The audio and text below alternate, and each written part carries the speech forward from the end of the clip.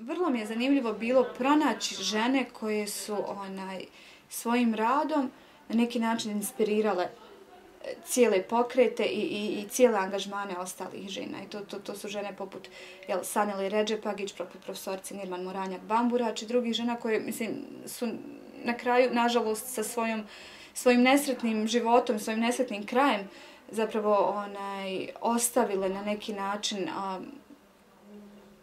trag i ostavile, kako se to kaže, nasljedstvo i nalog drugim ženama da se bave aktivizmom i da se bave feminizmom. Mislim, ima podataka u određenim segmentima, ima podataka, dok u drugim stvarno nema. I problem je, to je stvarno samo stvar toga što mi ne pišemo. I samo je to stvar produkcije i stvar pisanja o tome i stvar na neki način osvještavanja da se zaista moraju takve pionirski neki potezi prepoznati.